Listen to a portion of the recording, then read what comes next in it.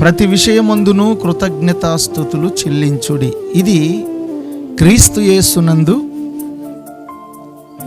మనందరి పట్ల ఎవరి చిత్తం అంటే ఇది దేవుని, అంటే దేవుని చిత్తాన్ని జరిగించేటువంటి వారు ఈ లోకంలో చిరస్థాయిగా నిలిచిపోతారు. దేవునికి స్తోత్రం చెబుతారు. ఎందుకు అంటే ఈ లోకమంతా వ్యర్థమైనది.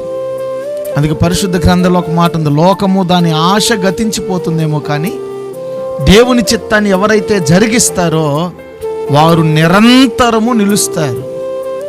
కృతజ్ఞతాస్తుతి చెల్లించడం అనేది దేవుని చిత్తం. అందుకే దావీదు గురించి ఒక శ్రేష్టమైనటువంటి మాట దైవజనులు జ్ఞాపకం చేస్తూ వచ్చారు.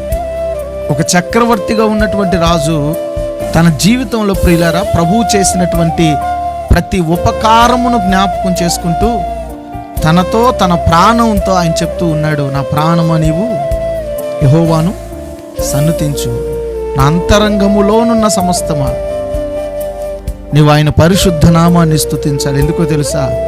ఆయన నీ పట్ల మన పట్ల నా పట్ల ఆయన చేసినటువంటి ఉపకారములు లెక్కకు మించినవి, అవి ఊహకు అందనవి.